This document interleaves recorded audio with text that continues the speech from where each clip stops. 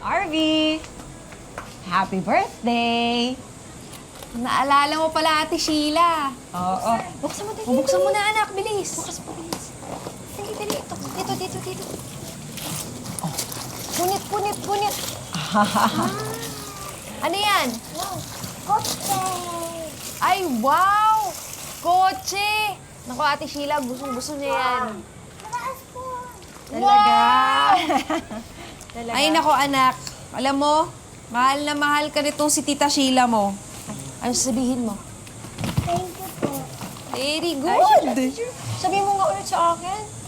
Thank you po. Oh, naku, you're welcome. Eh, kung sa akin ka na lang kaya, iwan mo na lang kaya to sa akin kung matuloy ka mag-Saudi. Ano, Arby? Gusto mo ba kay Tita Sheila na lang kita iwan? Kaya lang, kaya ko kayang malayo dun sa anak kong yan. Ito buhay ko eh. Lani! Ay, may tao? Ako na, ate. Tupe, pasok. Dali ah. Ano, Tupe?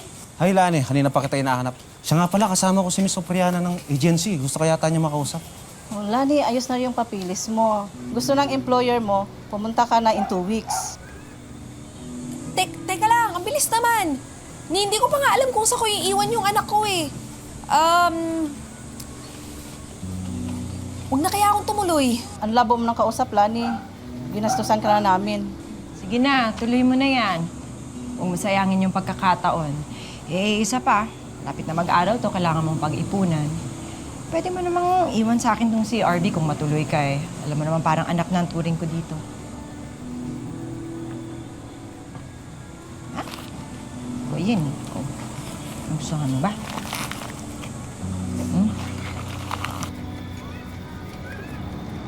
Aling Ruby, naku, pasensya ka na. Ikaw pa talaga yung pinapunta ko dito. Tsaka natataranta na rin ako kasi mamaya na yung lipad ko. Iiwanan mo ba talaga si Arvy sa Sheila na yan? Kilala mo ba siya? Aling Ruby, mabait si Ate Sheila. Tsaka parang anak na rin ang turing niya dito kay RV. Laman kasi ng balita ngayon na may mga sindikatong kumukuha ng mga bata. Kaya pinaalalahanan lang kita, Lani. O siya, sige, mauna na ako. Hindi ka na mapigil. Ito bayad. Tanggapin mo yan. Ingat Salamat ka dun, po. ha? Ingat po.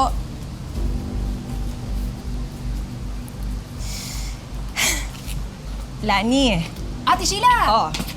Ayan, nagdalang kita ng maleta ha. Kung naman ginagamit yan, ikaw na magdala niyan. Ang ganda naman nito. Ate Sheila, salamat ah. Malaking bagay itong ginagawa mo para sa amin ni RV. Oo, wala naman yun. Masaya na ako na natutulungan ko kayong mag-ina. Tsaka, parang anak na rin naman sa akin to si RV. Ligo ka. Ano kaya akong tumuloy? Kasi, parang hindi ko kayang malayo dito sa anak kong to eh. Ang pogi mo. Hindi ka nga dito.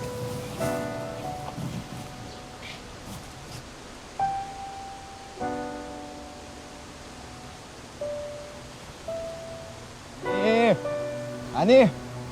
Ani si Arvy. Ako ang ama. Ako may karapatan sa kanya. Bakit?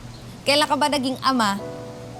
Siguro iniisip mo, kukunin mo si RV para makinabang ka dun sa ipapadala ko. Nagkakamali ka. Aking nasabi! Ano ka ba, Greg? Pwede ba? Kapag ka nalaman kong ginugulo mo tong si Ate Lani tsaka yung anak ko, ipapupulis kita. Ate Sheila, pwedeng doon na lang ako mag-ayos ng gamit sa inyo. Sige na, halika na. Sige, tara. Halika na, anak. Ani!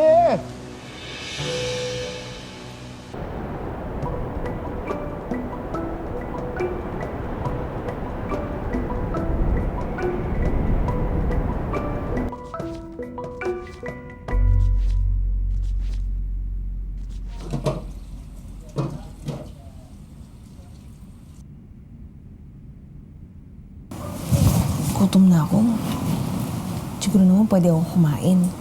Kahit Ramadan kasi hindi naman ako Muslim.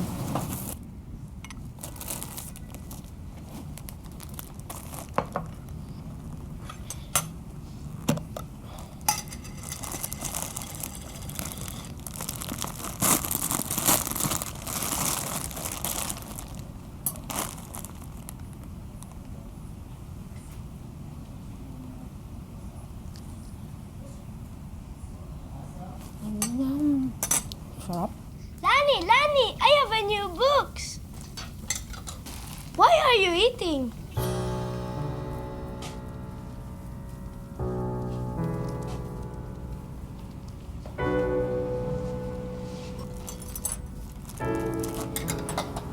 Go to your room.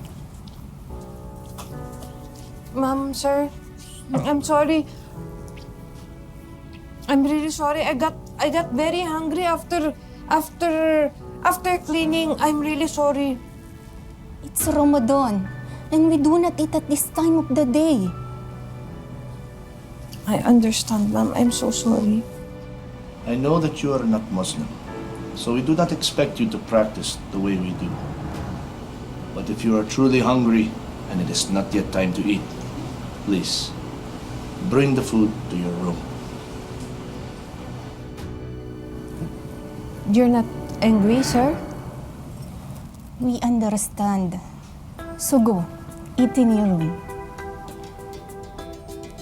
Thank you, sir and ma'am. Thank you.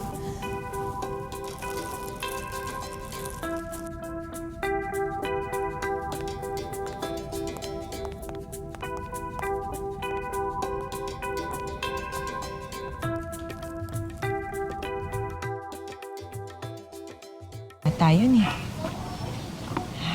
Ito na nga yun. 01.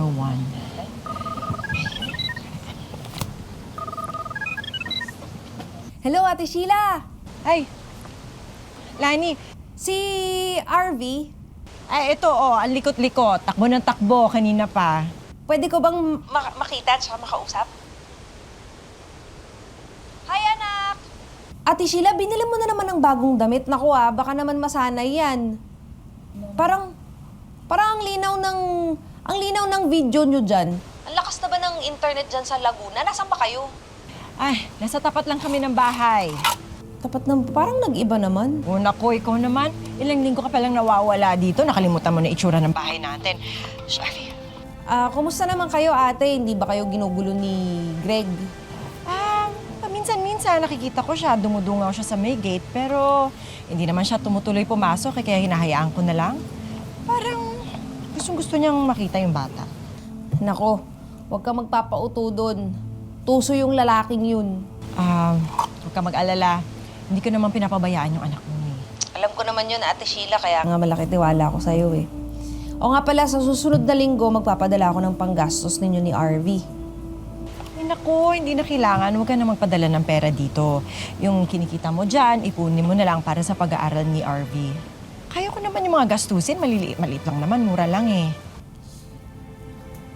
O sige, Ate Sheila.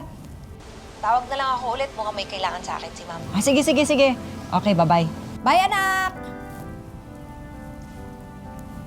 Yes, Ma'am! I'm coming! RV. Gusto mo ba dito? Tingnan mo. Gusto mo ba dito lumipat sa may Santa Mesa? Ha? Tingnan mo ko na. Tingnan mo ko. Mas malaki yung paglalaroan mo rito. Marami kang tatakbuhan. Say, Mommy. Say, Mommy.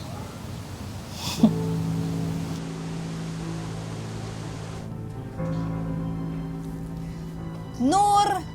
Come! You eat! It's your favorite. Come on! Noor? Noor, ang init mo. Ano ba yan? Sandali. Telepono. Ito, tatawag ako.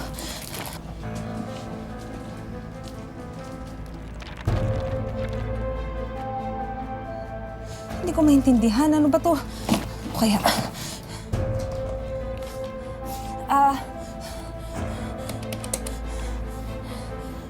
Hello, yes, ambulance, help here now, yes, ambulance, come on, please help. I will, wait, okay, wait. Kumapit ka lang. 2 months deposit, 2 months advance. Sige, pa-reserve mo na yan sa akin.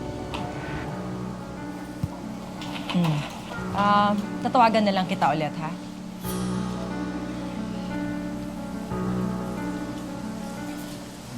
Hindi mo kailangan tumawag ng polis. Hindi ako manggugulo.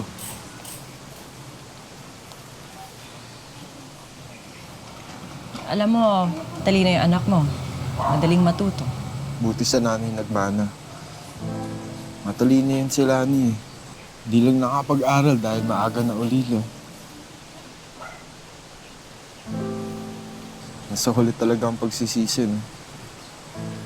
Siguro kung natauhan ako ng maaga, hindi masisira yung pamilya ko. Kasama ko pa yung mag-ina ko. Sheila, pwede ko ba mayakap si Arby kahit sandali lang?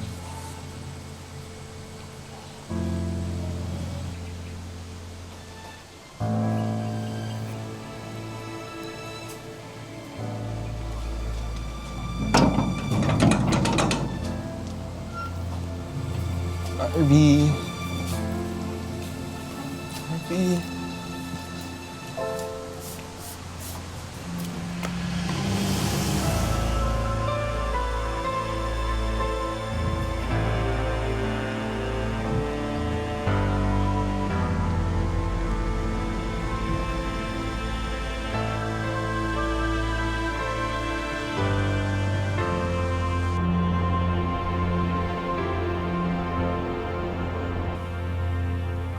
Ba? Mag-iisang linggo nang hindi naka-online to sila Ate Sheila. Ano kaya nangyari? Subukan ko kaya sa Skype. Sandali lang.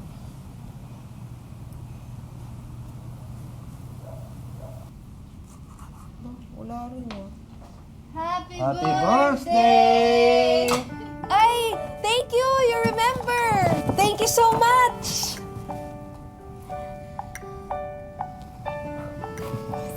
After we check out the hospital, Noor insisted that we buy you a present. No, you've been very good to us. Noor loves you so much. You're okay already? No more sick? No more fever? Yes, I miss you, Lani.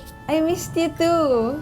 The doctor said that if we did not bring Noor to the hospital, things might have gotten worse. You're such a smart person. You figured out which number to call, even though everything was in Arabic. We owe you his life. And for that, we are truly thankful. I see the Red Cross and I call and it's correct. Excuse me, sir. Ma'am. Hello, Greg? Ano? Nawawala si Harvey?